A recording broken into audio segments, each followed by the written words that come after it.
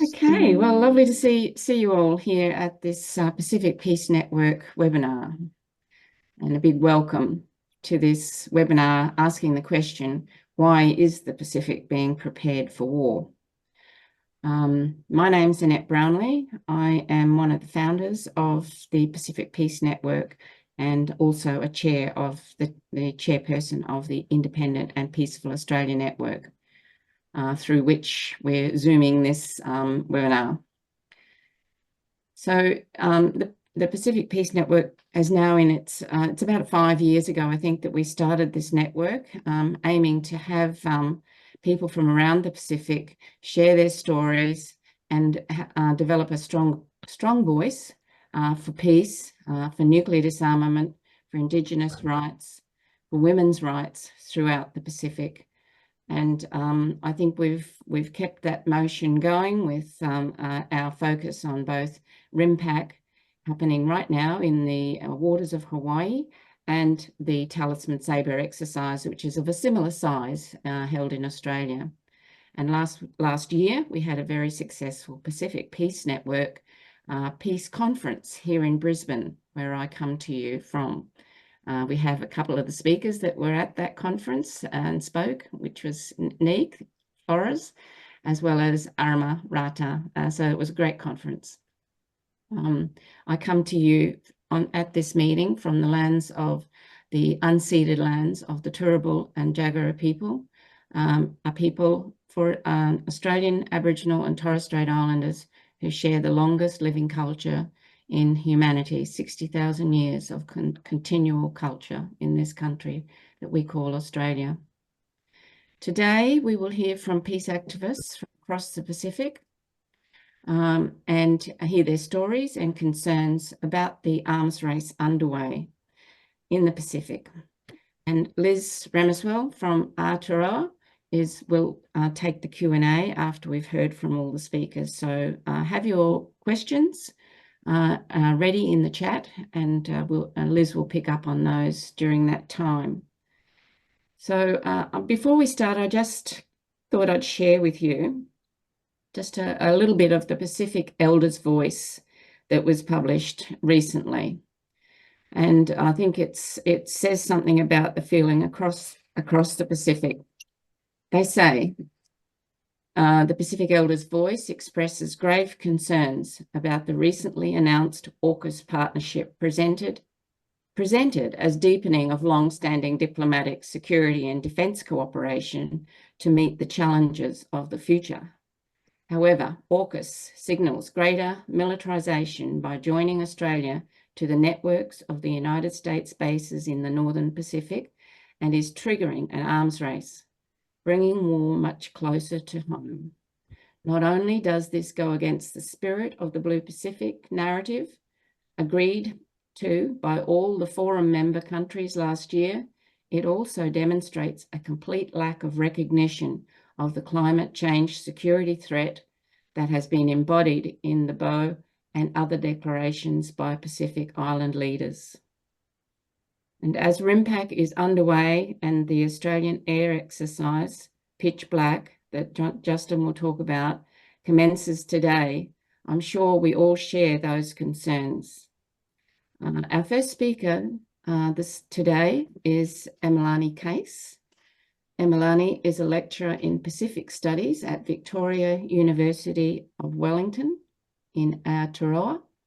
As a Kanaka Maoli writer and teacher, she explores issues of Indigenous rights, colonialism, decolonisation, and environmental and social justice.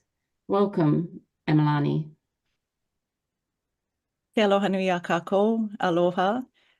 It's really nice to be here with all of you today. I forgot to update my bio, but I'm actually teaching at the University of Auckland now.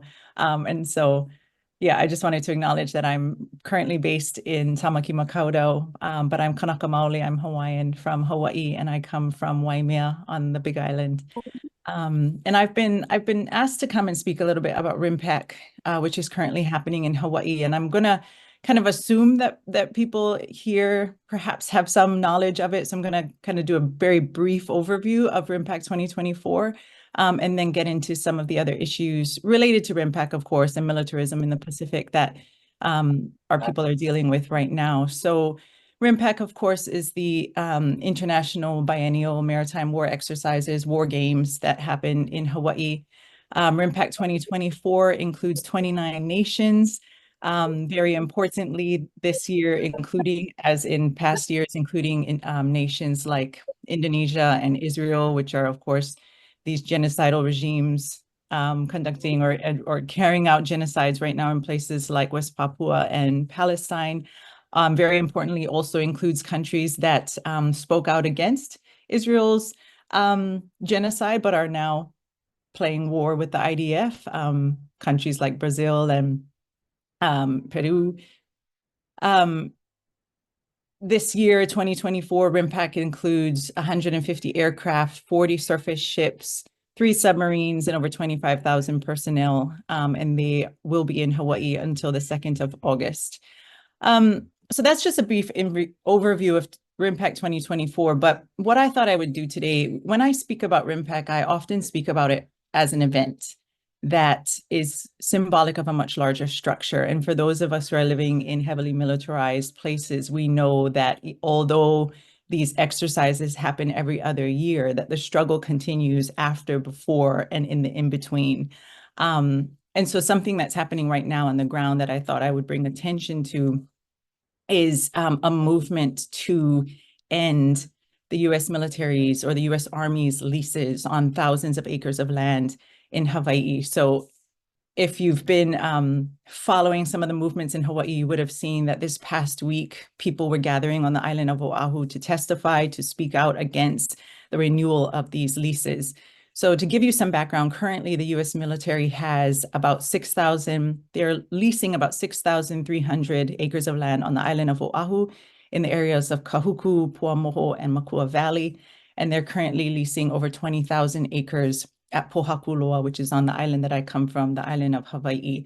Now, this is just part of what the military currently operates on. At Pohakuloa, for example, they actually have over 130,000 acres of land, but the leases in conversation right now are for those amounts, that 6,300 acres on the island of Oahu, and the it's about 22 to 23,000 acres at Pohakuloa. Now, the so-called fake state of Hawaii granted leases for these lands in 1964. They granted a 65-year lease for these lands for $1 whole. And these are so-called ceded lands, or lands that were transferred to the United States after the illegal annexation of Hawaii in 1898. So these are essentially Hawaiian lands that were taken, stolen, given to the United States military, and the leases for these lands are up in 2029, but the United States military wants to renew them early. They're getting a head start so that they can secure these lands, and of course, people on the ground in Hawaii and internationally are calling for an end to these leases. There have been multiple environmental impact statements that have shown that the United States military cannot and has not been a steward of the land. Environmental assessments have shown that there will be continued adverse impacts on the land, on the people. It continues to separate people from lands as well, causes massive damage. And so that's the effort right now. And I thought I'd bring it to this space because, again, while RIMPAC is that event, something that we need to be working on is ensuring that the military cannot continue to secure these lands where these exercises are taking place. The Army maintains that it needs all of this land so that it can secure, or protect our nation's security. But we know as Pacific people, we know as Hawaiians that has never included our security, never included our safety, never included us, really.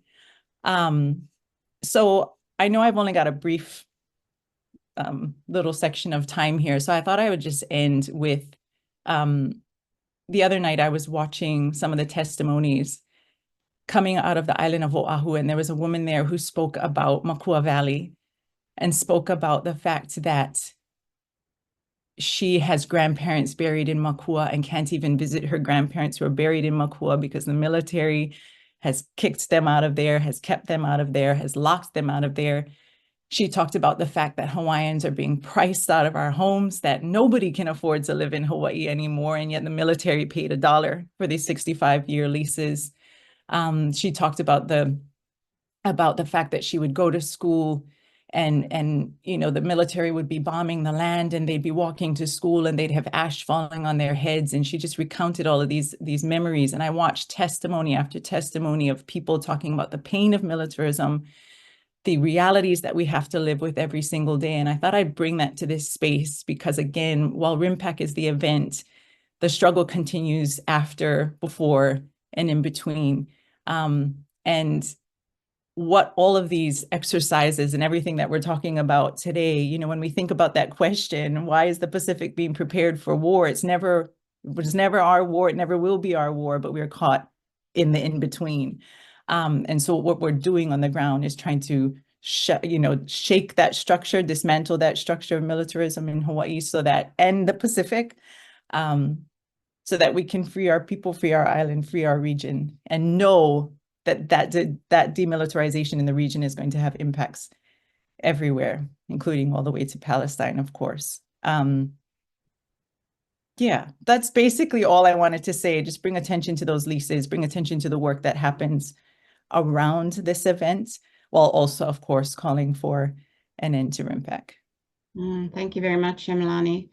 A very important, people issues. It's about the people on the ground, isn't it? And just how it's impacting, this militarization is impacting those people. And I'm sure Justin will talk more about that from an Australian perspective. Over to you, Justin. Oh, yeah, thanks. Just want to share my screen.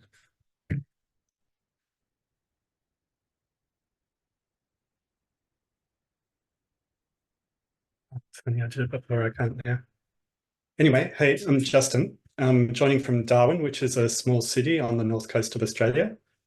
Though the city was first settled by British colonisers about 150 years ago, the federal jurisdiction I'm in, the Northern Territory, has only existed about 50 years.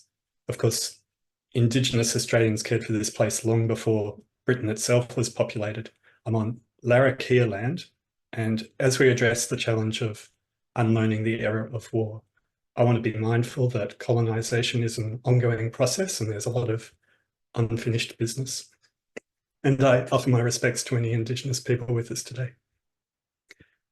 I'm a founding member of IPAN, the National Peace Network, which formed in response to the 2011 announcement of USA basing Marines in Darwin. And I'm a member of our local peace group, the Top End Peace Alliance. And I'd like to acknowledge my colleague, Diana Rickard, who I think might be with us. This month, there's a lot of military activity in and around our town with back-to-back international exercises and wall-to-wall propaganda and glorification. Those exercises are part of a larger shift in our region that could be described as Australia's declining ally, the USA, preparing for war against Australia's major trading partner, China. I'm pleased to join this gathering because I know our shared efforts to nurture solidarity between peace groups in the Pacific region are vital to avoid the worst counterproductive, non-strategic follies that some of us seem determined to stumble backwards into. As the USA presence here has grown over the past 12 years, we've seen more and more exercises. They're attracted to our wide open spaces, and our defence heads are encouraged to prioritise interoperability over other objectives. Our NT government doesn't need any encouragement. They're desperate for economic activity. For our politicians, economic management has always been about cheering on the next cycle of boom and bust, but they haven't had much to cheer about for about a decade. They're really despairing, and so they're breathlessly grateful for the significant economic contributions from defence, mostly in the form of construction and renovation of bases and training grounds. Just the headline, 1.6 billion is being spent at Tyndall. That's just on the edge of Katherine, where the USA want to station nuclear-capable B-52s in violation of the Treaty of Rarotonga. 750 million on the field training grounds that will feature in pitch black, and 380 million to upgrade the barracks which are hosting the Marines.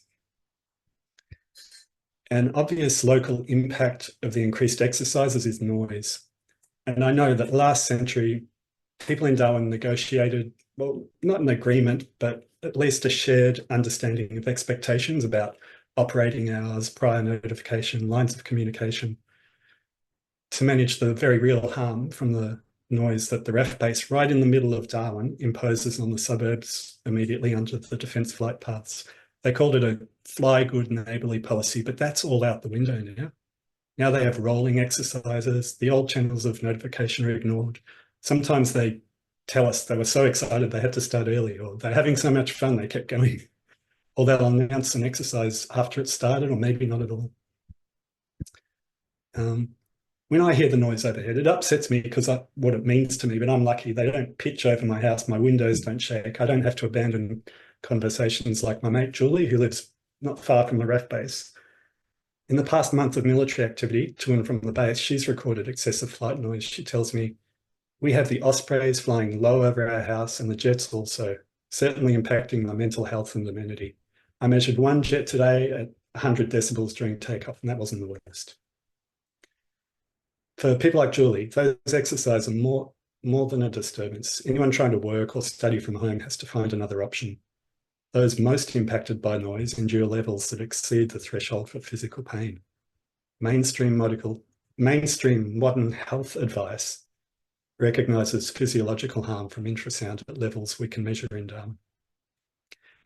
I said before, back-to-back exercises. I'm not exaggerating. We just came out of one called Diamond Storm, which wasn't pre-announced, and now we're coming into Pitch Black, which is also a biannual event. It's been going since 1980 and keeps getting bigger. So this year's will be the largest ever. There's 20 nations participating, over 140 aircraft, over 4,500 personnel. Particularly noteworthy for us that the Philippines and Papua New Guinea are participating for the first time. Local concerns aren't limited to noise. Last month, an article from the LA Times told us that hundreds of V-22 Ospreys will not be permitted to fly their full range of missions until at least 2025. It'll take another 6 or 9 months before the command will be able to complete all the safety and performance assessments for the Osprey, but they'd already been here for a month. My colleague Greg lives out at Tumbling Waters, about 10k from Kangaroo Flats training area, about an hour's drive out of town. Kangaroo Flats used to just be a rifle range, but it's been recently upgraded as part of the Force Posture Initiative. It's a lot busier, noisier, and more dangerous.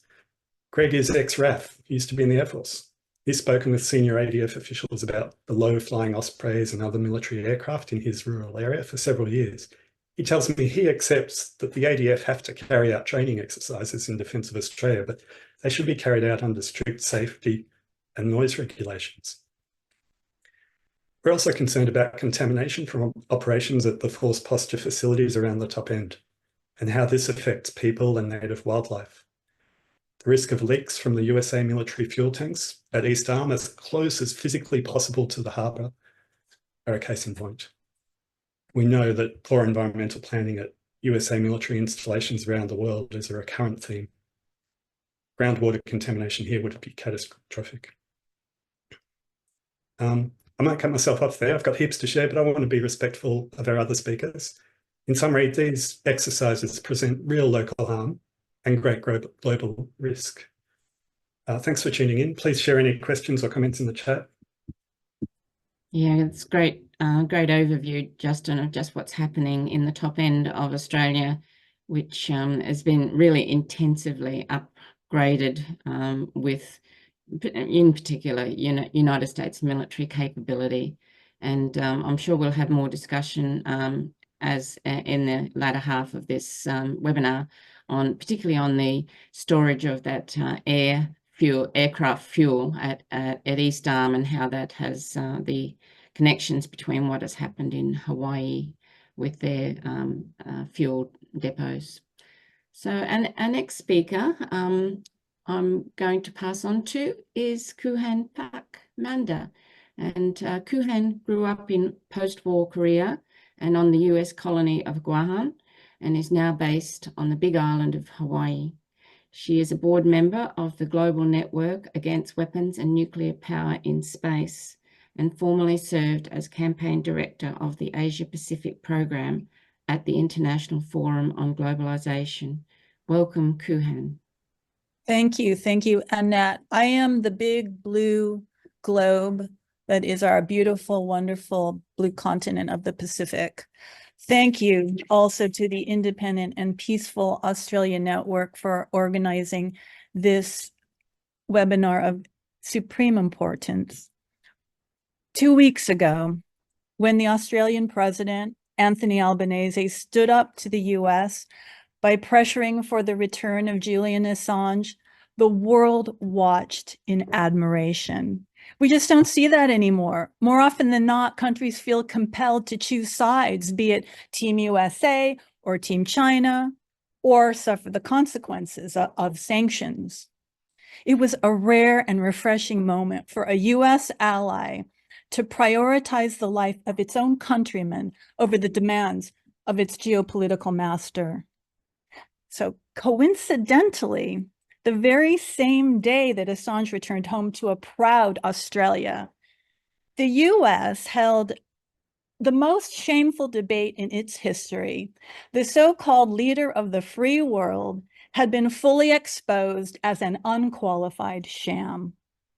His performance was more appropriate for a nursing home than for the Oval Office, and he was propped up to spar with an equally unfit, pathological liar, bully, and convicted felon.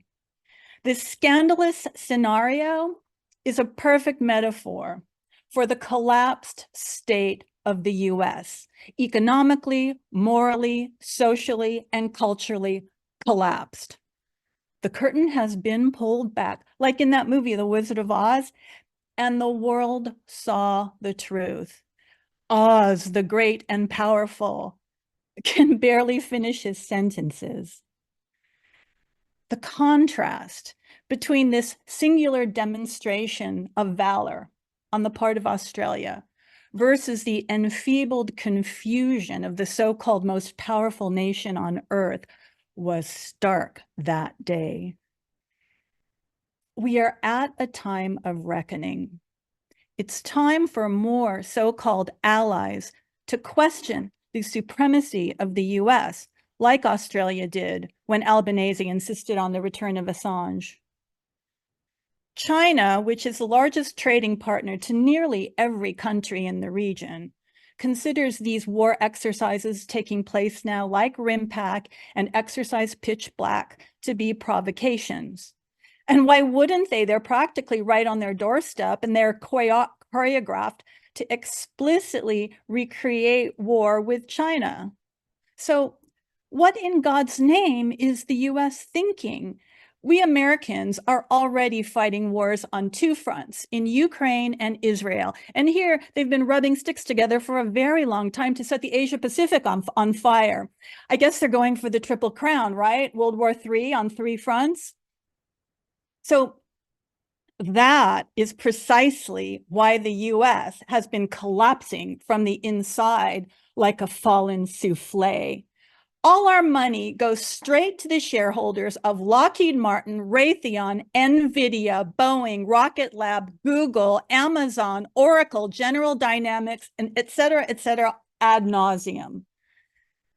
So what if war really were to break out in the Asia Pacific? What if it went beyond just these destructive ecocidal war games? Are you aware? Wait, is Albanese aware that all this newfangled networked satellite technology would subordinate the sovereignty of Australian decision-making? That's the nature of the technology. It is inherent. That's the way it works. Like if you have an Apple computer, you're stuck with the operating systems they designed. Likewise, command and control is with the US, not with Australia. During a war, the US would have final say on how attacks and counterattacks would play out, strikes that would put the lives of all Australians at risk. Same goes for the Philippines, for South Korea, for Japan, all the ally nations which have bought into footing this bill for the war the US wants to wage with China. They will end up paying so much more, paying with their own self-determination, but worse, they are putting the lives of their own people at risk. It just does not make sense. But this is the playbook that the allies follow. This is AUKUS. This is the so-called rules-based order.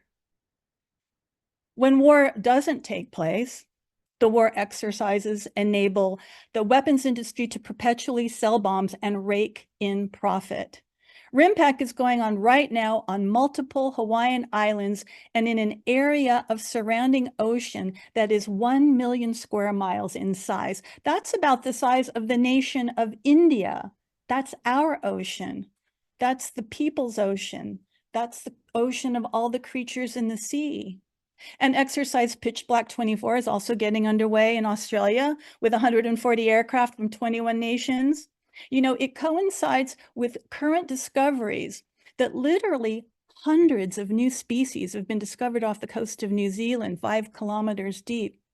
At a time when we should be doing everything we can to restore deteriorating ecosystems and cut carbon emissions, it's criminal to continue to destroy the habitats of so many species, including those we've not even discovered yet.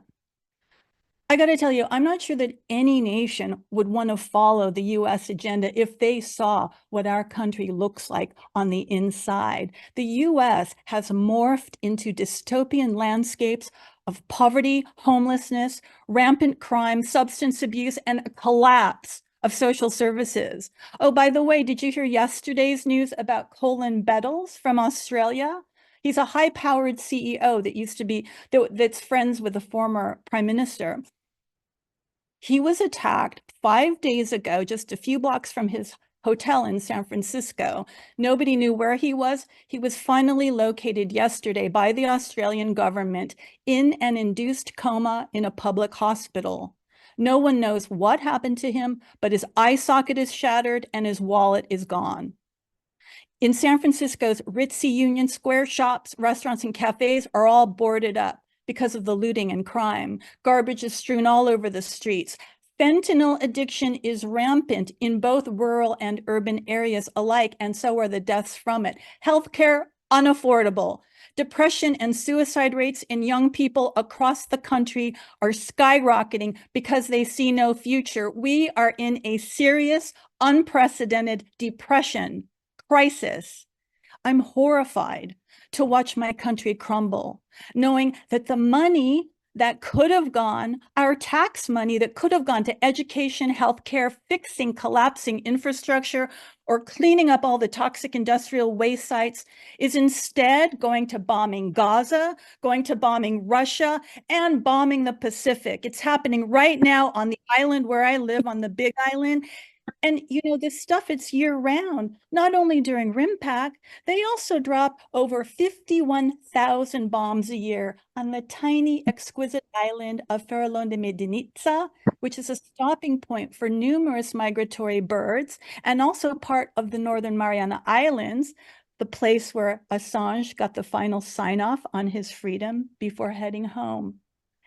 This is not a model that any country with an instinct for self-preservation should want to follow. And thank you all for recognizing that and coming together in that spirit, in the spirit that it is time to say no to the war agenda that destroys our planet's lands and waters and expands global war. We call for the abolition of RIMPAC, of Talisman Saber, of Exercise Pitch Black, Diamond Storm, Valiant Shield, Cope North, Balikatan, and all the other devilish war exercises in the region. Please, let us never forget that Pacific means peace. Thank you. Oh, thank you, Koohan. That really is a reality check for all of us here, but the reality check that we need to really let more and more people know about as we choose an alternative. And that requires us all to work very closely and intensively together to bring the various peace and environment and Indigenous sort of voices together at some point. And I think that is our challenge for us to really make headway. And I'd like to talk more about that with everyone here as to, you know, how we can be a more effective influencer in the process of change that needs to happen. So thank you again, Koohan. Now, next speaker is from the Philippines. Precy Dagooc is a student of broadcasting in the Polytechnic University of the Philippines and a community organizer and member of the anti-imperialist youth and students organization, Youth for Nationalism and Democracy. Welcome, Precy. The Youth for Nationalism and Democracy is a democratic anti-imperialist organization of students and community youth.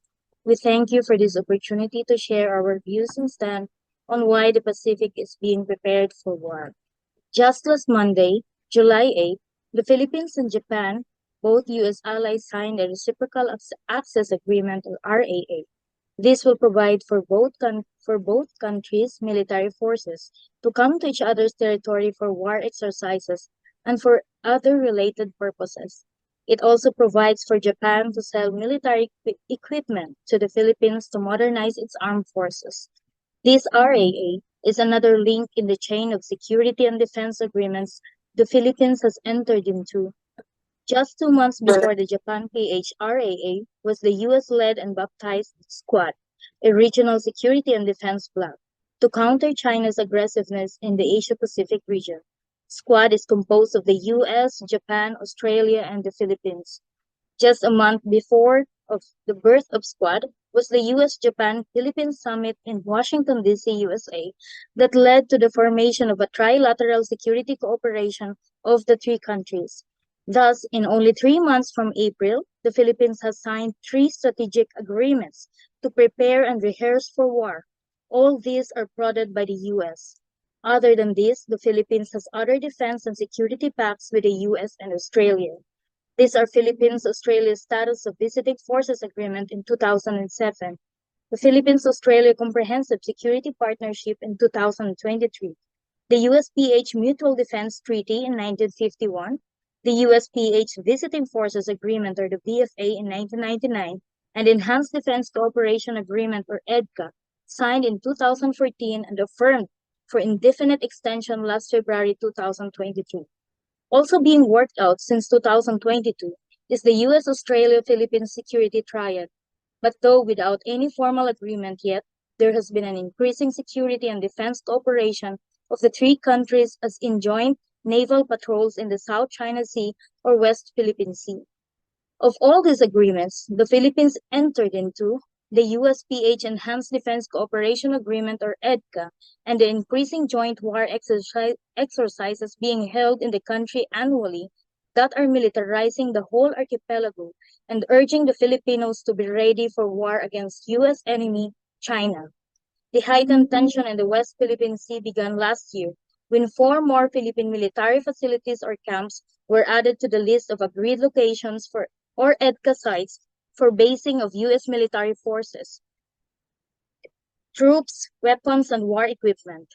Of the latest added EDCA sites, 3 are closest to Taiwan and 1 is within the West Philippine Sea. This evokes strong reactions from China.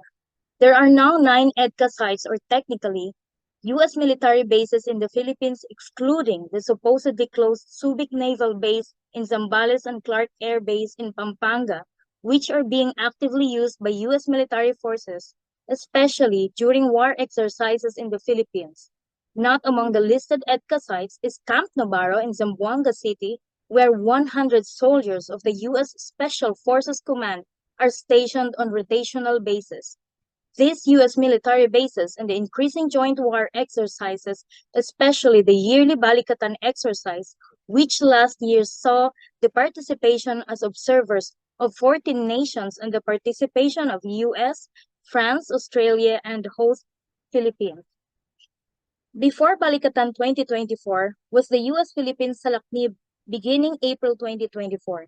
It was at the start of Salaknib on April 8 when the US Army Pacific Command deployed the Mid-Range Capability or MRC missile system somewhere in northern Luzon. Salaknib 2024 has ended, but there are no news if the MRC missile system was pulled out. Actually, the US Army has not said how long the MRC missile system will be in the Philippines.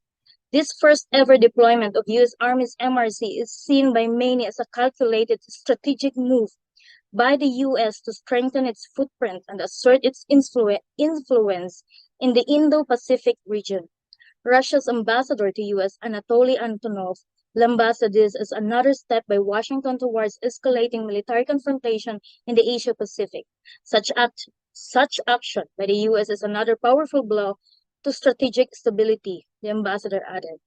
China's foreign ministry firmly opposed the deployment of the MRC system and urged the US to earnestly respect the security concerns of other countries.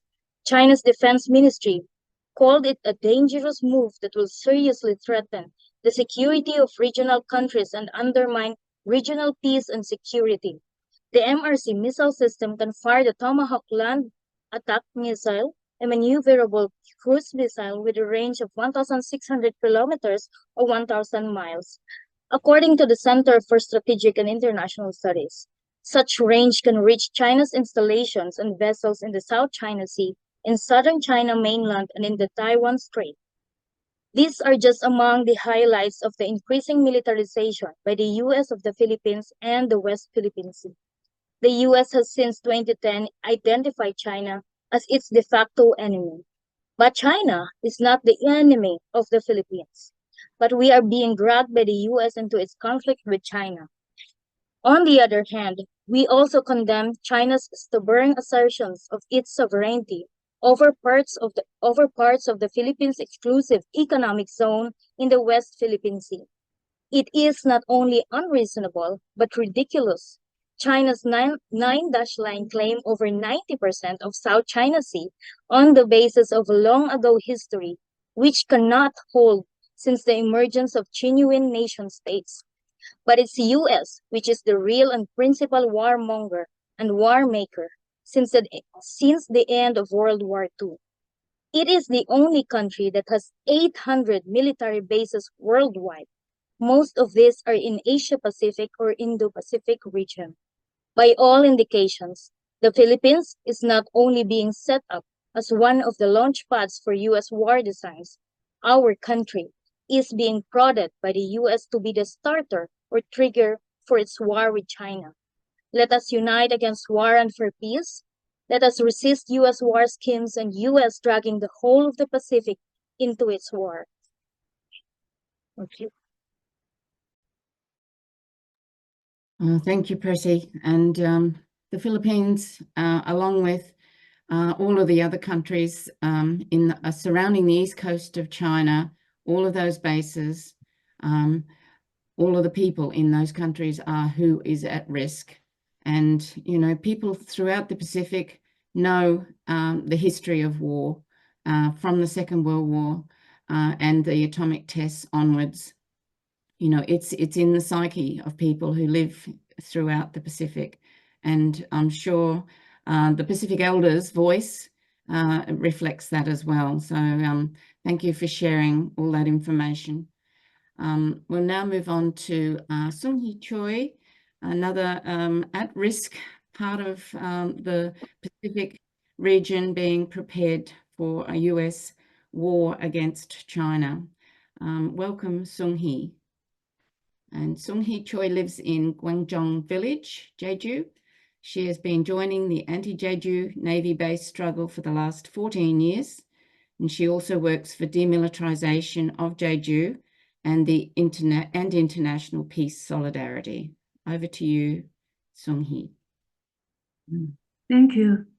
Hello, this is Sunghee Choi. A big thank you to the organizers.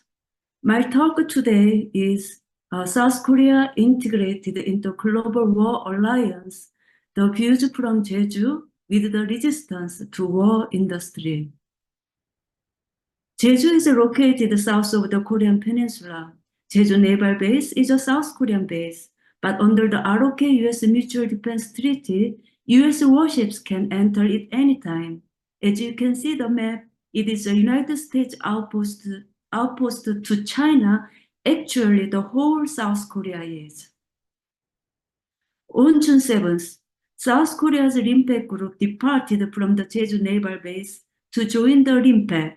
Almost at the same time, when the group arrived in Hawaii on June 22nd, the Jeju Naval Base was joined by the U.S. Aegis destroyer Higgins, who had joined this year's Valiant Shield War drill. For the first time in the history of this multi-domain drill, it was the multinational and joined by Japan's self-defense forces. The Jeju Naval Base was also the base from which warships left for the Korea, United States, Japan war drill called the Freedom Edge, which took place in the South Sea of Jeju from June 27th to 29th. The Freedom Edge was the first multi-domain war drill between the three nations, following the three nations Washington summit meeting last year, which declared a de facto trilateral alliance. A multi-domain war exercise is a combination of cyberspace and space, in addition to the existing land, sea, and air domains. The 2020 RIMPAC logo, Partners Integrated, Prepared, and Multi-Domain War Drill, suggests the Global War Alliance is being built for the final stage, with Japan declaring its ability to attack enemy bases in 2022. Otherwise, in this year's NATO summit meeting, ROK President Yoon and Biden adopted the joint statement on guidelines for nuclear operation in the Korean Peninsula. A South Korean government official said, the ROK-US alliance based on the conventional war power has been firmly elevated to a nuclear-based alliance in name and reality. Oops. Okay. Suddenly it does not work. Okay. I don't know why it doesn't work. Okay. The alliance is the key for the Asian version NATO. For that matter, it is very important to say that pay attention to the UN command. The UN command was created by the US military during the Korean War in early 1950s. It was supposed to be dismantled with the end of the Korean War. However, the US has never dismantled the UNC with the pretext that it manages the Korean ceasefire. The UNC used to block the inter-Korean exchange and never helps for the peaceful unification of Korea. Further, the UNC has its real command and its 7 bases in Japan. Let me share again, sorry about that. Okay, so now you see the images for the UNC. The United States has revitalized the UNC and has its real command and its 7 bases in Japan. The United States has revitalized the UNC and is using it to build the Asian version NATO. In 2018, UNC has included South Korea for its member. You may have Germany for its members also. At this NATO summit, it was declared to seek to enhance defense industrial cooperation with engaged partners, including 4 NATO partner nations. South Korea currently has the 5th largest military power in the world. The War Alliance is making allies industries transition to war industries and helping killing in Palestine and Ukraine and other parts of the world. Okay. And South Korea armed company even bolstered that more than half of the ships participating in the RIMPAC will be made in South Korea by 2030. In Jeju, following the Jeju naval base, radars for satellite rings were built and rocket launches have been tested, while the project for an airbase disguised as an airport and a space center planned to be built by a big armed company named Hanwha is driven. The rest. In the 1990s, scholars at home and abroad said for Jeju Island to be the peace island, it should be demilitarized first. If you apply that all over the world, demilitarization is the first condition for our peace and for decolonization. One of the other conditions was that Jeju residents should voluntarily make regional efforts and be able to be active for peace. It also applies to all of us. Jeju will continue to be a voice of peace with other Asian Pacific islands and nations. We'll never allow the war and the fascism based on war industries. Thank you. Thank you. Thank you very much, Sunghee. Always so full of information and detail, which I'm hoping we will be able to, each of us, have access to your slides and the information that you've shared for the organisations that are all represented here today. The shipbuilding and the selling of militarisation through these defence industries, I think is something that's worth talking more about, and for more people to understand just how jobs and industry have been so intrinsically locked into the strategy of the military industrial complex of the West. So thank you again, Sunghee. The next speaker is Arama Rata. Arama is from Arteria, and she is a senior research fellow at the National Institute of Demographic and Economic Analysis at the University of Waikato. Her background is in psychology and statistics, and current research foci include Maori migrant relationships, IWI connectedness, and Maori well-being. Arama, we were very fortunate to have speak at the Brisbane Peace Conference last year, the Pacific Peace Conference here. So welcome, Arama. Tēnā tātou e hoa mā, he uri tēnei no manea poto, no ngāro hine, no taranaki iwi. Thank you for all being here today to discuss this important kaupapa. I'm grateful to be joined by all of you and many of our relations across Te Moana Nui a Kiwa. Pay homage to the movement elders that we have here today, and those of you who have been struggling for decades, and those who have given their lives for a nuclear-free and independent Pacific. Like Imalani, I have a bio there that's out of date, but I'm speaking to you today as a co-director of Te Kuaka, which is a progressive foreign policy group. And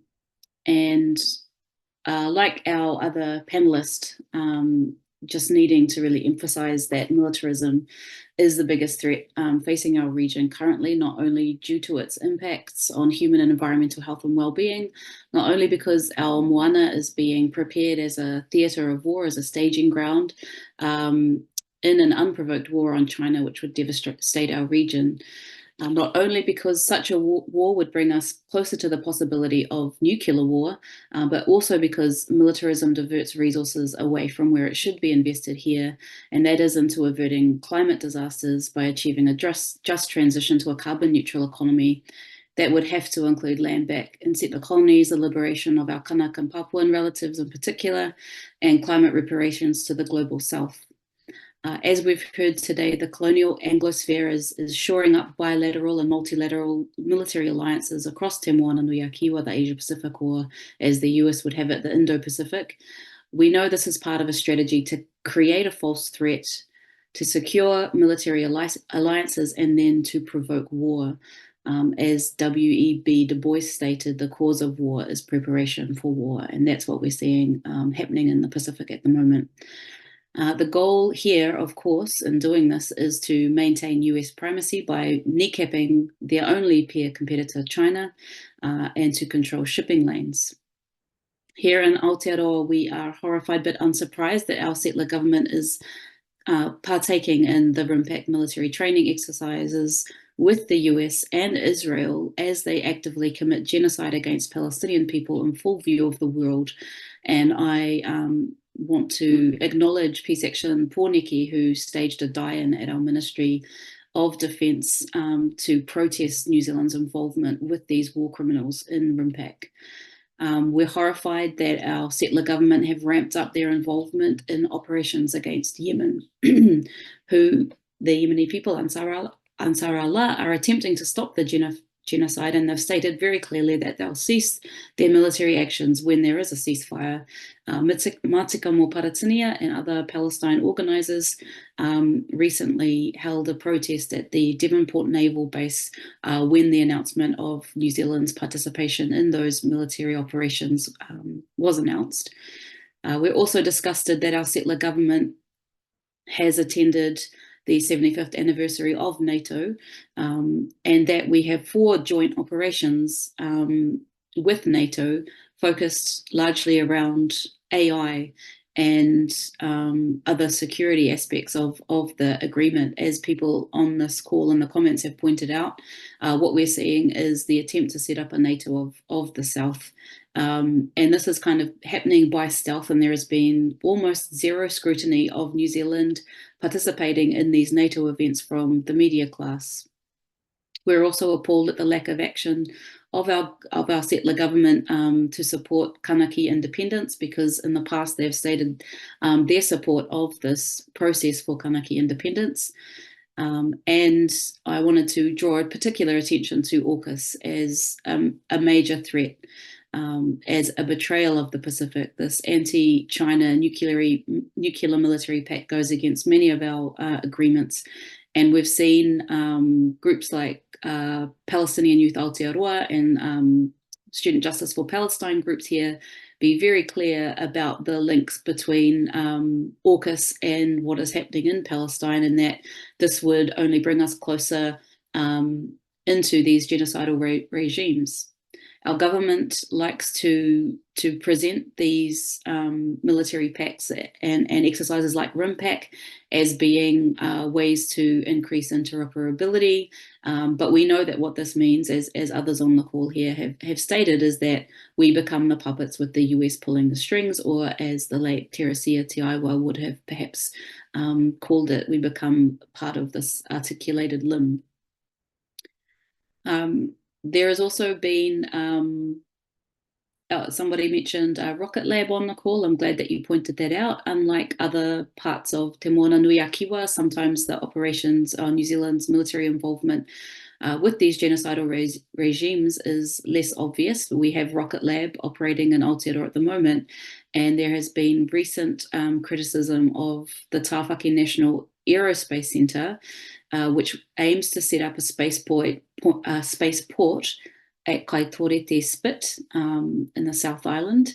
And this has involvement of Kaitahu, one of the iwi entities, or one of the entities mandated by the Crown to speak on behalf of Māori in that area. And they are currently talking with unidentified international partners. So like Rocket Lab, this will be another spaceport that will work as an extension of the US military. Now, this has been hailed as the first Indigenous space program, but we need to be very clear that this is an extension of US imperialism, and it is simply inconceivable that there would be some way of decolonizing imperialism. So what this shows us is that there is much work to be done in terms of ringing the alarm bells of what this means. Māori have participated in wars overseas in the past in an attempt to prove their right to citizenship or pay the price of citizenship. But we see that when that does happen, when Indigenous people become involved in these wars of aggression, we are not accepted into the colony and given the full benefits of those of the settler garrison. And so we cannot be fooled that it is in any way in our interests to participate in wars of aggression or to work with genocidal colonial regimes overseas. So we at Te Kuaka are involved in a kaupapa called Matika Hawaii, which is a contemporary expression of the nuclear-free and independent Pacific movement from our part of the world, with the goals of protecting our moana and liberating our people from colonial oppression. And as part of that work, we plan to hold a Te Hui Oranga o Te Moana Nui a Kiwa, which is a conference that was held in the 1980s and in early 1990s as a regional expression of the NFIP movement. And so we hope to hold a Te Hui Oranga o Te Moana Nui a Kiwa later this year, but the details are yet to be finalised. So based on the challenges that we are currently facing, these the crises we see in Palestine and Kanaki and West Papua, we need to be very clear in educating our people and our allies so that we stand not just in solidarity because these causes are righteous, but because our freedom also depends on the freedom of these places, acting not just in solidarity, but as Stephen Salaita has described it, as kin in joint struggle. Kia ora. Thank you very much, Arama. That was a great talk you've given, and interesting to hear about the potential NFIP conference to be held later in the year. IPAN is in the process of organising our biennial conference, which I'm hoping, Arama, you will be speaking at. I have to talk to you about that. But that will be October 4th to the 6th. We will be having a protest at the upgraded, or in the process of being upgraded, Stirling Naval Base at just south of Perth. So all of you are invited, and I hope we'll get a good representation from the Asia Pacific region to come to the conference. Alrighty, well, moving on to our last but definitely not least speaker for today. Naek Flores is a queer Chamorro artist and activist from Guahan. Naek is the lead organizer of Prutehe Le Tek San, I hope I've pronounced it right, Save Retidian, a direct action group dedicated to the protection of natural and cultural resources in all sites identified for Department of Defense live firing training on Guam. Naek is also a core member of Marianas for Palestine and Independent Guahan. Welcome, Naek. Hafaday, thank you so much, Annette and IPAN for organizing this talk today. And, I just want to thank everybody who spoke before me. Everyone was amazing. I always learn so much from hearing from everybody, but I really want to thank, Dr. Amalani Case, Arama, Koohan, Sunghee, Precy, Justin, all of you. Thank you so much for your incredible messages and all the information you shared. Connecting these war games, these destructive war practices in the Pacific, from Pitch Black to Talisman Saber to RIMPAC, and even to the war games and the occupation of the Mariana Islands. I am Chamorro. I'm from Guahan. We're in the Marianas Archipelago, and we're one of the oldest settlements in the Pacific. Not as old as the First Nations folks of Australia, though, and I do wish we had a presence of some First Nations folks in Australia on this talk, and just if we could be more mindful of that, because it doesn't always feel right sometimes to show up in these spaces and have these conversations without all of our folks represented and but more than represented, engaged in a meaningful dialogue about how we're going to help each other get free. And yeah, being one of the oldest settlements, we're also one of the oldest colonies in the Pacific. And like Hawaii, like the islands north of us, we're still colonies, occupied lands and people of the United States. And as a colony, we're not fully incorporated citizens. We're an unincorporated territory, which means we don't have the full protection of the Constitution. We don't have a voting delegate in Congress. We don't vote for the president. Although, you know, I would argue that I don't want to vote for a colonial president. That's not going to save us from the climate catastrophe or everything else, all the horrible destruction that the United States is responsible for right now through militarization and colonization. We're watching the destruction of our sacred lands and waters in real time, you know, to keep imperialism in place. And,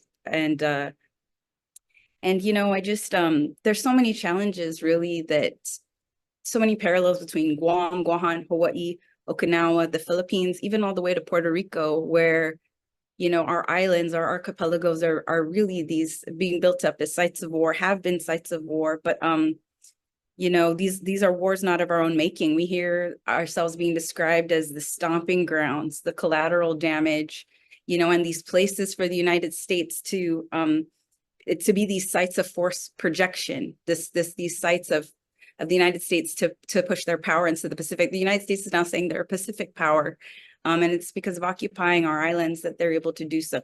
Excuse me. And so, and of course, this exacerbates all of our challenges for decolonization and liberation.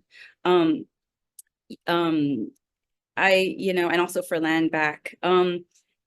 So we're also called the tip of the spear, which I can't stand. I can't stand when Guam is called the tip of the spear. You know, some Chamorro friends of mine have said, some scholars, Ken Cooper has said, you know, the tip of the spear is the first to be broken and bloodied in battle, and then we're left on the wayside while the bloody carries forward. But what we really are first strike communities, because the presence of the U.S. bases and all of these war games are provocations for conflict in the region. And so Guahan, Okinawa, the Philippines, Hawaii, we will be the first places of conflict, the first places of total annihilation should conflict arise in the region. And of course, we're being fed that all the time, that the United States is here in our strategic locations to you know, maintain, to deter conflict. But really, we have to even break down that word defense, Department of Defense. What are they really defending us from if they are causing us so much harm, so much avoidable, preventable harm? What are they really protecting us from if they're putting us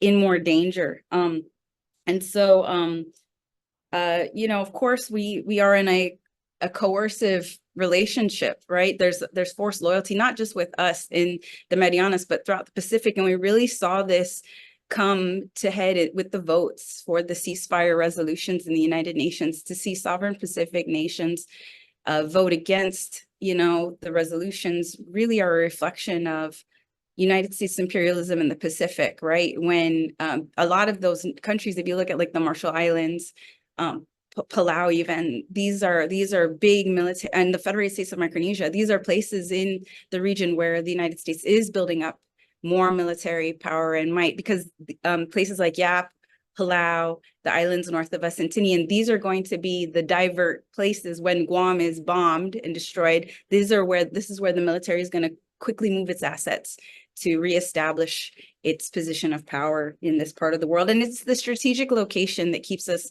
you know, occupied, and it's actually the strategic location too of Kanaki that keeps French imperialism from, you know, seeing that the Kanaki people see their independence. It is all connected, and it's also. I just wanted to share real quickly a few pictures. You know, just some of the actions we're having. We've had recently here in Guam. Let me see. All right, cool. So we had a cancel RIMPAC action. It was small but mighty, and it was in front of the Joint Region Marianas headquarters here in Guahan. And the Joint Region headquarters in Hawaii actually makes a lot of the decisions for the things that happen here in Guahan and the Mainas, and they work together. So this was an action that we did. These were two, we had Valiant Shield and Cope North earlier this year. Valiant Shield always leads up to RIMPAC. And so these are protests we had in front of the Air Force Base, you know, cancel Valiant Shield, cancel Cope North, free Palestine. No war games and a genocide, no buildup, no war, because of course we know that the military expansion in Guam is happening because we're being set up to be a site of war. We're about to go into missile testing now. The EIS for twice a year missile testing for the next 10 years is open for comment until next month.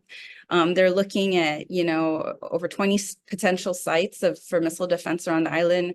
This, of course, presents a lot of challenges for us. Again, makes us a target for war, but also, you know, it's going to expose unexploded ordnance. It's going to desecrate ancestral burials. It's going to clear forests and native and indigenous rare plants, protected species, not to mention harm our groundwater.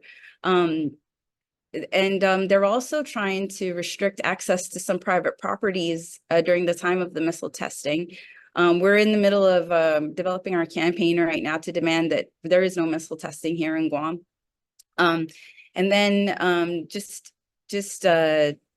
Well, this is for the missile defense system. These are the 20 potential sites, 20 plus potential sites for the missile defense system.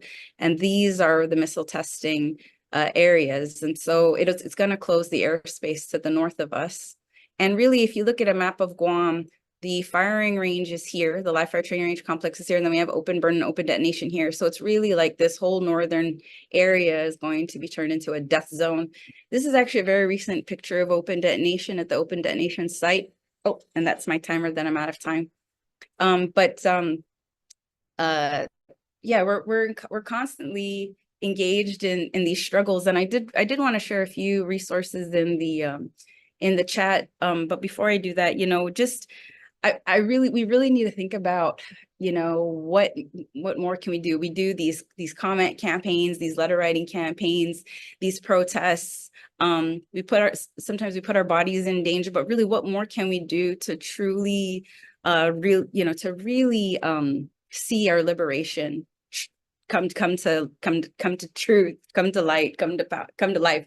And we just attended the Protecting Oceania Summit, which ran right around the Festival of the Pacific Arts in Honolulu, Hawaii. And like really we hosted the last Festival of Pacific Arts, and really confronting all the ways your culture has been erased, eroded, your identities questioned, and also being in a colony, you know, where the United States is still, and the military and the tourism industry are so a part of that celebration. And then to have all these sovereign Pacific people come and be with us and stand in solidarity with us for our decolonization, it's just so much, really. And it's so much, and it's very difficult.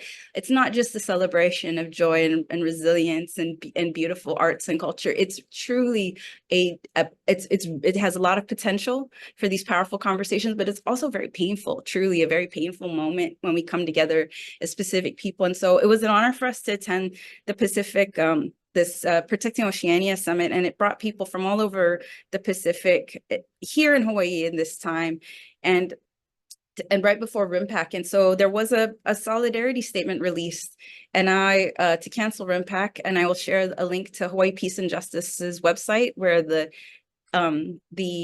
statement is published. But one of my favorite lines in the whole thing, and something that really means a lot to us as Indigenous people of the Pacific, is we are the future ancestors. We are going to be the ancestors. We are going to be the Tautamotna, the caretakers, the guardians. And what are we doing now? What are we doing now? You know, and of course, we have to do so much work to make all the intersections clear, from West Papua to Kanaki to Palestine to Australia to the Philippines to Hawaii to Guahan, you know, and really help our people to understand how our struggles are connected, but also how our liberation is absolutely intrinsically connected and dependent on each other's liberation and freedom. So thank you all so much. Sana Masi, everybody. Thank you very much, Naek. and that the challenge that you've just thrown out is our challenge. Personally, I just think that we need to join forces. There are many Pacific groupings, organizations that are working on specific areas of their concerns, whether it is environmental or Indigenous rights, women's rights, economic rights. And I think looking to the future, we need to be thinking about how we can be more in contact, how we can develop ideas together, and how we can express those ideas as a collective into the future. So I think you've raised some really good points there, Naek, and I take the points as well about not having any Australian Indigenous people represented here at this webinar. And it is something that we always sort of try to do and work on, but it's a challenge that we have to accept we need to work harder on. And we'll keep that certainly uppermost in our minds in IPAN as we prepare for this conference in Perth in October, that we have got the voices of First Nations people in Australia represented at the conference. So thank you. I'm going to hand over now for the second part of this webinar to hear the questions from all of the people attending, and we've had a great attendance. It's been great to have so many people on the chat and to have those questions put to any of our panelists here today. Over to Liz.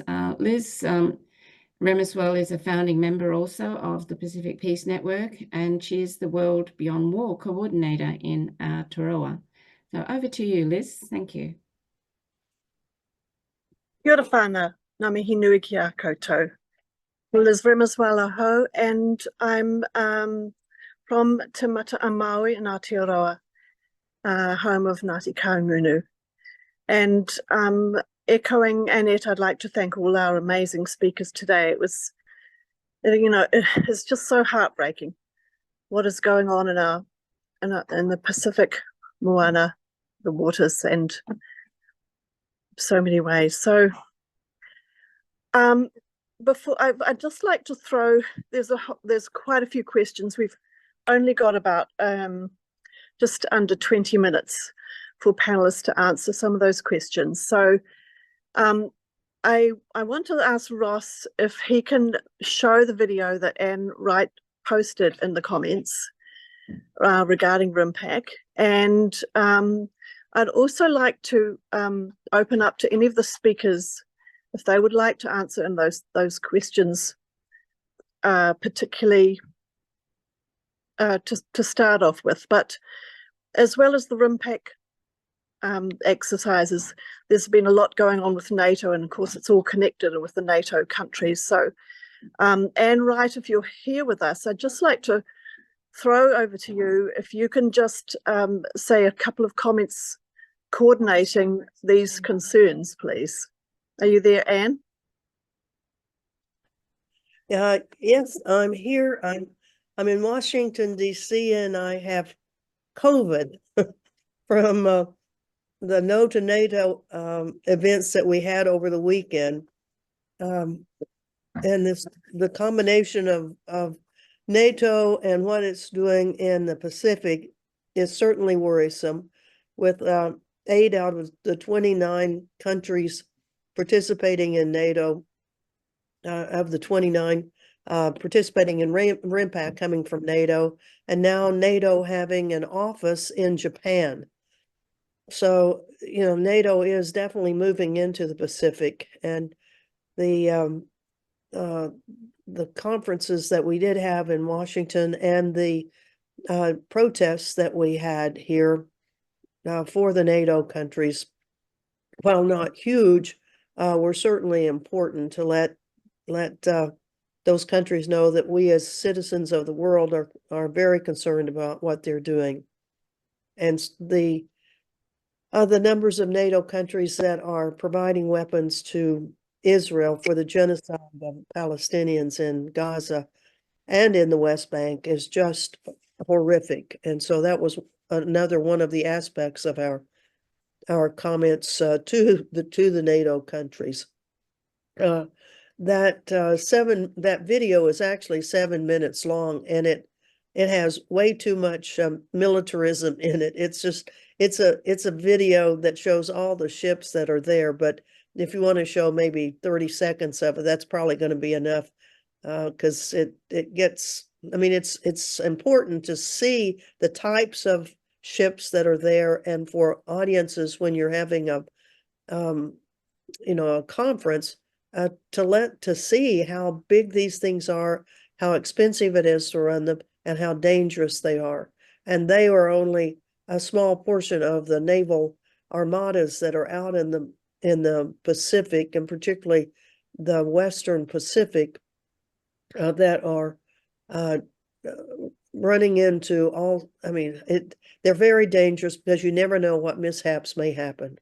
So thank you very much. It's a pleasure to be with you. An excellent, excellent webinar today. Thank you to all the presenters for it all. Thank you. Thanks very much, Anne. And sorry, apologies, I didn't introduce you properly.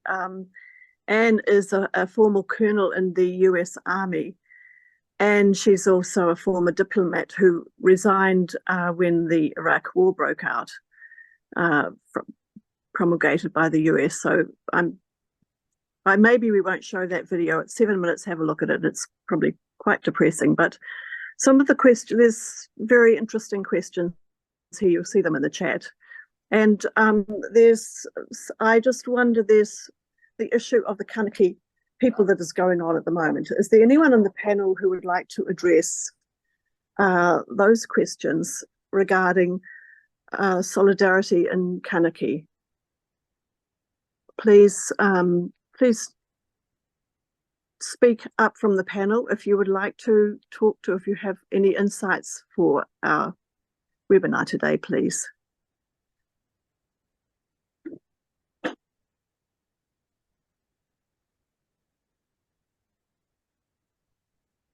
Is there anyone who would like to make, because we don't have, nobody, I can't hear anybody talking about that. So maybe that's another issue that we need to address and explore another time, and maybe something that's can come up in the IPAN conference, Annette, which is in Perth in November, I think. So I guess it's also, really important to support or to celebrate the successes when we have them. And of course, one of those huge successes is the release of Julian Assange to his home country and his young family. And it is sort of heartening that this can happen. So Koohan mentioned that, and also mentioned the fact that it was a lot more than Albanese doing his work at a high level. It was the huge campaigning that took place for many, many years. And yeah, is there anyone else who would like to make some comments on the panel regarding the importance of Assange in this topic? Well, I might just pop in here and say, I think we all celebrate the release of Julian Assange and the chance that he has got to continue his life and to continue his work. And as he and his father and his supporters, his family all pointed out, it was the work of people on the ground that really led to his release. As much as, there was politician involvement, it was the grassroots movement that led to his final release. And we look forward to hearing more from him in the future. I'd just like to pick up on the fact that it's been kind of consistent through various presenters talking about the theft of First Nations land that is underway and taken place historically in so many of the countries that have been represented here today. It is the case too in Australia with a forced posture agreement that was signed in 2014. That a terrible, terrible injustice in terms of the use of Australian territory, Indigenous lands, has been set into force in the legal framework of it. And I wondered whether I might just ask Bevan Ramsden to say a few words about the Force Posture Agreement in Australia, and to then pick up from any of our speakers about the similarities of what's happened in their own countries. Would you be happy to do that, Bevan? Yes, okay. I'm speaking from the lands of the Gadigal people in Sydney, and pay my respects to their elders past and present. The Force Posture Agreement, the US-Australia Force Posture Agreement, provides a posture in Australia for United States military in a number of ways. One is the stationing of 2,500 of their troops in Australia every year. To do that, we have to pay money to build new barracks for them, et cetera, et cetera. The Force Posture Agreement enables the US to station its B-52 nuclear-capable bombers, up to 6 of them, at our RAAF base at Tyndall. And they have to produce maintenance facilities and instruction facilities, which Australia is paying for, to enable that to happen. I mean, why would you station B-52 bombers if you don't intend to use them in some way? They could fly as far as China or that area, and that's being allowed under the Force Posture Agreement. And a huge fuel storage facility has been built at East Arm in Darwin, one of the largest in the world the US has constructed. It's for its own use and its exclusive use of the US, and that's to fuel their fighters and their bombers operating from Darwin and the Tyndall base. It goes on and on the list of places, like a firing range, training range, where I think 150 million is being spent upgrading it so the United States can desecrate the area, the indigenous area, with shells and bombs and whatever. We're paying for the upgrading of a base in Perth, HMS A.O. Sterling, for United States and UK nuclear submarines to have maintenance facilities. And under the Force Posture Agreement, 700 United States military and contractors will be stationed there to do that. We pay for that, of course, the upgrades. I think $8 billion in the upgrade. Money just flows like water when military matters are mentioned in Australia.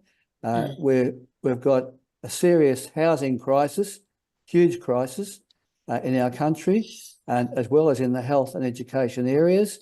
And you could go on with that list, but here we are spending, allegedly going to buy nuclear submarines at a cost of $368 billion, yes, $billion, Australian taxpayers' money. Mind you, there's a movement, strong movement developing across Australia against these actions of the United States. Our bases, they've already had the base at Pine Gap, which is an integral part of US warfighting abilities, including nuclear war, making Australia a target in such a war. And yes, but there's a movement developing across the country, it's not going unchallenged. Excuse me, Ross, can I just interrupt you there? Thank you so much for pointing that out. And the Stop AUKUS campaigns are certainly very busy in many parts around. But I just wonder if we could just come back to RIMPAC and what's going in Hawaii, because there's a few questions there that we haven't addressed yet. And I was going to maybe ask Dr. Imelani Case if she could give us a little bit more information. There's a question about how, from Kim Kompok in Hawaii, who wants to strategize to keep the people safe and also get the point across. So can we, before we sort of need to finish up, I just wonder if Imelani, if you could give any advice on that point, please, about keeping people safe and what they can offer. I would like to actually just say aloha, Kim. And thanks for being on the call. I don't know if I'm the best person to give advice on the water protests and conducting those kinds of protests. I'm actually keen to learn from other people on the call to see if they have any advice, because I'd be right there with Kim wanting to know the answer of what strategies other people have used, because I personally haven't organized those myself. So yeah. Naek, perhaps Naek would be able to. I see that Naek's posted the Protecting Oceania Summit Cancer RIMPAC statement, which is really good information to have. Naek, would you be able to jump in and offer any ideas for solidarity and support? Well, last year, there was it was actually last October, that the live fire training range complex was having some testing and some calibration. And so they had activated the surface danger zones. And so the surface danger zone is all this space outside of the firing range that's close to public access. And it includes almost 3 miles of ocean. And this is our richest fishing ground. One year we made the Guinness Book of World Records for the largest fish caught, and it was caught right in that water by a Chamorro fisherman who our marina is named after, Gregorio Perez. But we did a write-out of the surface danger zone, and what we learned when we first decided we need to go on the surface danger zone. So you look at a map, but you don't really get a sense of the scale of it unless you're out on a boat, and you don't get a sense of even how the island is impacted. You get a better sense from how the land is impacted when you're looking at it too, from a boat, looking at it from the ocean. So the first time we went out with a local fisherwoman, the only Chamorro woman boat captain, she couldn't believe it. And so we realized we have to get more fisher folk out there. And so we wanted to take 13 boats, but we ended up with just 11, and we rode during that period of testing the surface danger zone. And every single person said they couldn't believe how much was being taken from us.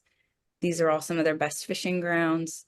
And even if that surface danger zone is activated, that's not going to stop them. What are they going to do? Arrest me? So there's definitely some of that reaction and response when we do these kinds of actions. We want to do this again. It is, we would love to get many more boats out there when the live fire training range complex is activated, in protest of that activation. There's safety issues. That day the day that we did the write-up, we happened to go with all fisher folk who, had boats and were licensed. So that made a difference. It made a difference. And we worked with the fishing community to coordinate that action. We didn't do it on our own. We're not fisher folk. So we actually engaged with the Chamorro woman fishing captain, and really, she really, we give her the coordinates and the map, but she's the one who's it's her expertise, her knowledge. And of course, all their stories that they have too, of being on the water and not being aware that there's going to be live fire somewhere like closer to the Air Force Base, and then being out in the water and there being an open detonation going off, or them being out in the water and live fire is going by them. And so we're also learning more about the violence, the military violence that they experience in real time as they're fishing for their families or for their living, because a lot of these folks do fish and then sell some of their catch to the local market and things like that. So anyway, that's an example of a water action that I could share to respond to that. I'm so impressed. I mean, we have so much to learn from Okinawa. Guahan really has so much to learn from Okinawa.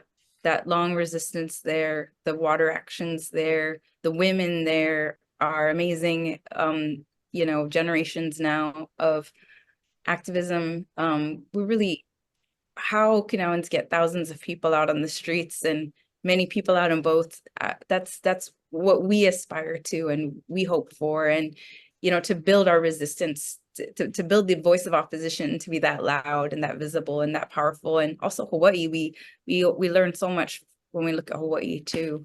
So really learning from each other is so important. I really appreciate that question. Thanks, Kim. Yeah. Thank you. Thank you so much, Naek. We would have really loved to have people from Okinawa on as part of this panel as well as we have in the past.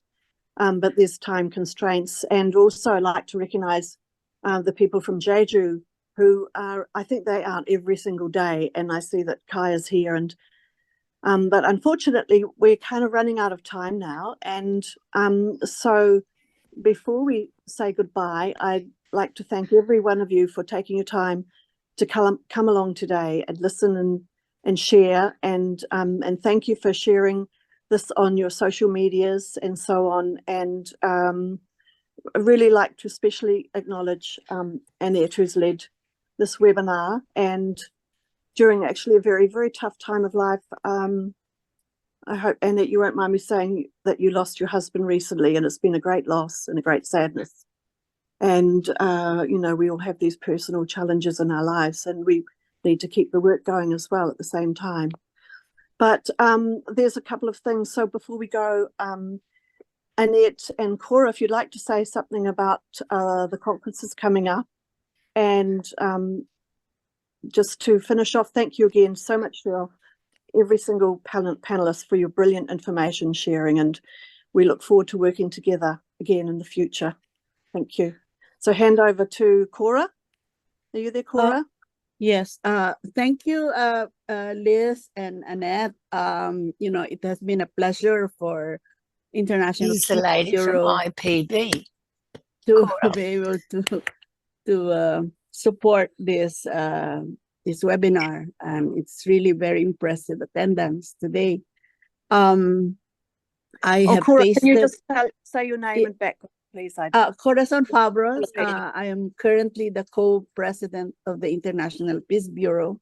We have our main office in Berlin, Germany, and in some other places as campaign centers.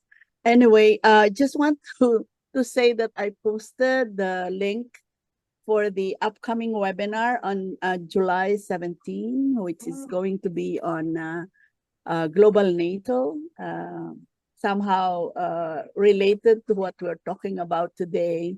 And I'd like to invite you there. There is the schedule and the link to that webinar. And truly, I hope that we do a second part of this. It has been so enriching. And there are a lot of things that we need to continue to cover, especially also what is happening in other parts of the world. And it has been a very valid concern that has been expressed in our chat today. So thank you so much, and congratulations.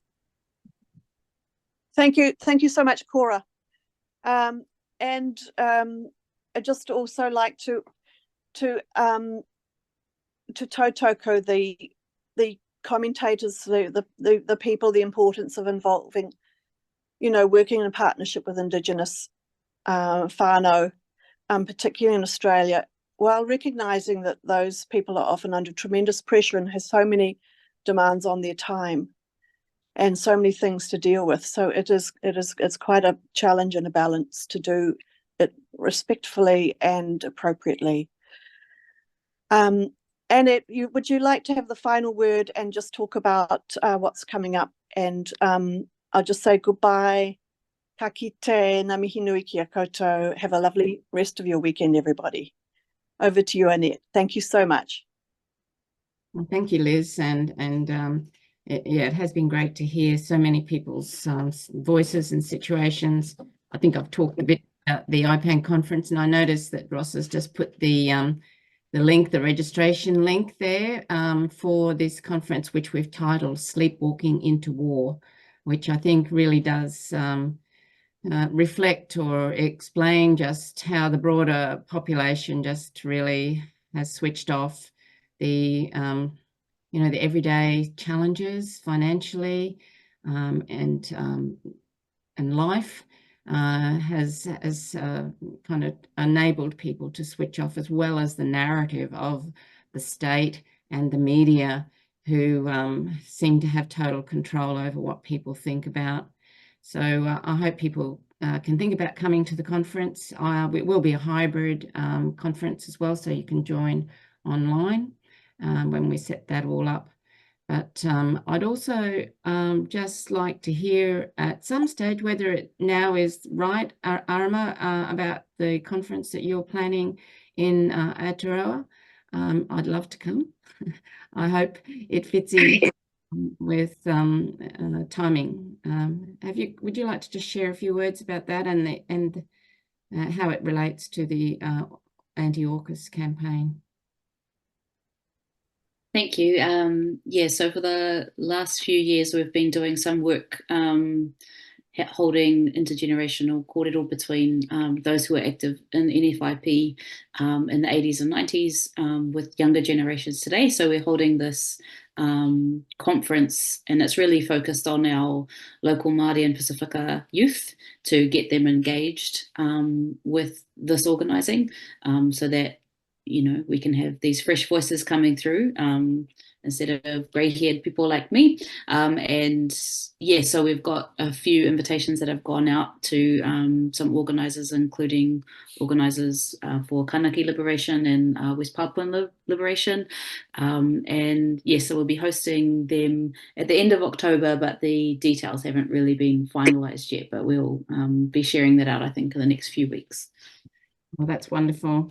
On that note of activism, thank you again to everybody who presented, and thank you to all who came and participated in this webinar, and have a good rest of the weekend. Goodbye for now.